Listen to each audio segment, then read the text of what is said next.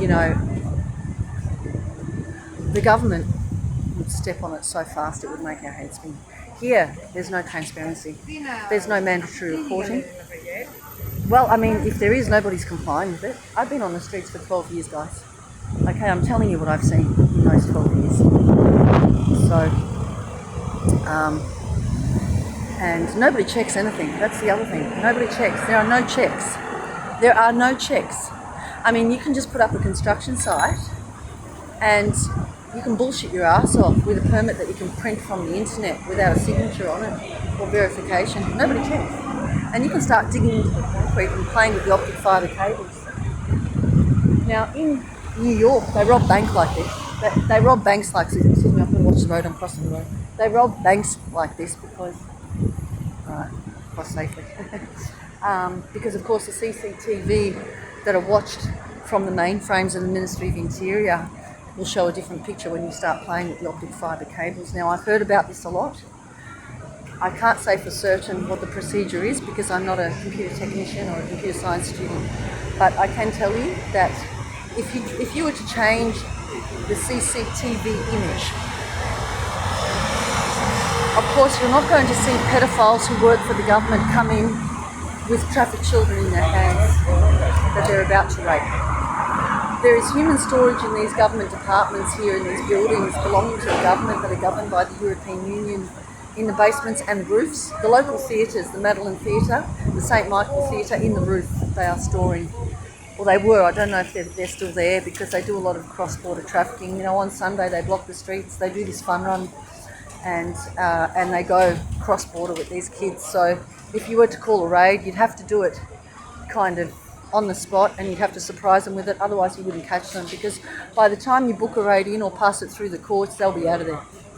It's highly organised crime and I just can't understand the level of acceptance, the way we've been desensitised to it. It's just beyond, it's disgusting, guys, and it's beyond my comprehension. Now, these bikes abandoned like this, where the tyres are flat and nobody's batting an eyelid, and they've been like this for months. It is actually the job of the police to check if these people... Am I in the camera, monsieur? He doesn't answer, he's got his headphones on. Am I in? No, he's not impressed. And these people here that are, you know, I mean, they're looking at this every day, they're not even batting an eyelid. And the crime syndicate is here. The head office of the child sex trafficking crimes is here. I don't know who that is. He might have been totally innocent. But anyway, he stopped right next to me, so I thought I'd get him on camera. That's what happens when you stop next to me. I try and be a little bit friendly. In good faith. Anyway, they're not batting an eyelid, these people. They're so used to paying their mortgages. The people involved in this crime syndicate, the head office is here. They're so used to paying their mortgages on it that nobody is batting an eyelid. And, you know, when I upload videos like this, everybody just goes quiet or they attack in a pack, which entertains me. It really does, you know. This afternoon, a Secret Service official driving a car with a Secret Service number plate, I took a photo of him, tried to run my foot over, just to let me know that I'm winning. You know, they need a whole army to get out of bed. I do it all by myself. And I like to insult them with defeat. And another man tried to bump me off the pavement. I don't mind. It just lets me know that I'm winning. I measure my success on those things. But it is sad that the system has tolerated gross levels of violence against women that has resulted to child sex trafficking, guys. Now, I just want to cross the road and check one more location. And mainly because these bikes here, to me it's a concern. I mean, if you're going to lock your bike up and go on a holiday and you intend to come back for it, for example, and you intend to come back for it, I think you would take it and lock it up in your apartment. I don't think you'd leave it outside like that. And the most concerning thing is they're going missing right next to Chanel, right next to IKEA and Decathlon. You know, there are situations where I can't really say for certain. I haven't witnessed this situation. But I know that when they're abducting people at this time of the year for their merchandise for July 14, and they're doing it for July 14 because these victims end up being trafficked to the high-end market, and this is how the European Union pays for the event. including the fireworks. Now, this is speculation because I don't have the evidence to prove what everybody has been saying to me since I arrived, which is everything included in this video except for the bike ties. It's something that I've just discovered now. So guys, what I really want to stress about this after I show you the last run of bikes, actually these bikes look all right, is if you see something, if something is not correct, please don't walk past. I'm trying to get in touch with the International Criminal Courts, the prosecutor, Karim Khan. Oh, what a legend of a man. I haven't managed to get his email yet, but he's on X, and I'm trying to get in touch with him, and he's dead against the community being desensitised to crime and violence against women. So I'm really excited about this man that I haven't yet met, and I want to put my application. I'm suing the Australian government for treason and 12 years of homelessness that has resulted from that. I'm going to upload the report online. I'm still editing it. I'm representing myself. It's a hefty report. I'm looking for my daughter. I can't find her. I've tried. I'm trying to get LinkedIn to give me back my account so I can start contacting a few people for support. Now, guys, I just want to be very clear on this. Look, these bikes look all right. Before I continue, I'll give you a quick squeeze. Have a look.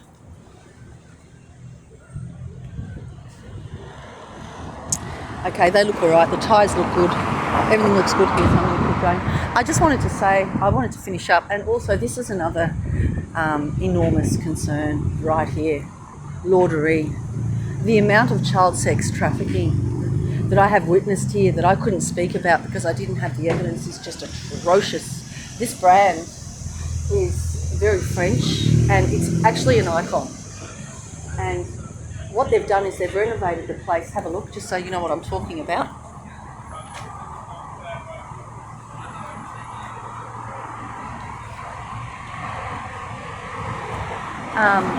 So, as I said, I cannot, without the evidence, I can't slam them, but I can absolutely say that I've witnessed it myself. Kids coming in, you know, I've gone through those bins so many times, kids coming in with men that aren't their fathers. They don't even look like their family members. They come in a group, they go upstairs, and I know this because I've dug the bins as well, not just by looking at what's going on here on a Sunday. They go upstairs there. It's a very, very private restaurant now. It never used to be like that. So you have to book, and they're passing these kids around, child sex trafficking in a lineup. And I don't know where they're raking them, but there are two possibilities. It could be in the toilet where they do tie their hands down to change tables. These kids are as young as 18 months old. Guys, do your research. You don't have to take it from me. But what they've done, this building here, is something I really want to demonstrate because it's very, very concerning. This building here, Lordery, is a key suspect. I'll call it like that, just because I don't have the evidence to show you, to prove to you that what I'm saying is correct. But Lordery here is a key suspect.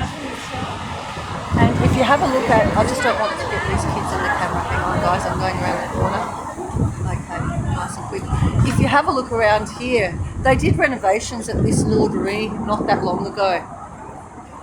And through this door, through this side door, there is an upstairs section. It's still part of Lordery. And it goes right upstairs into the building. There are believed to be hotel rooms up there. It's not actually hotel, guys, but rooms are believed to be up there that they're using to traffic children to pedophiles who are clients of Lordery. Okay, now that's the best I can show you.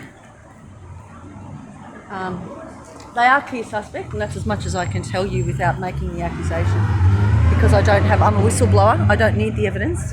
I've dug it out of the bin many times, but to take something like this to court against a giant like that, an icon of the French, you really need the evidence. So if anybody has information, please, please, please carbon copy it to me. And Gelicrisio 730@outlook.com, and also Macron's office on his contact page. Don't be afraid of him. He is answering. He hasn't been answering my emails, but he is looking at them. I believe he's looking at them. Okay, guys, one last look here. This video is going to Macron right now, so don't be scared to talk to that man. I know that he's got a bad rap, but I believe he's looking at these things.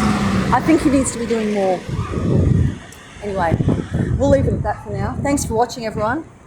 Vive la France, what's left of it. Oh, you know, there's always hope. We have to have hope. And ciao for now.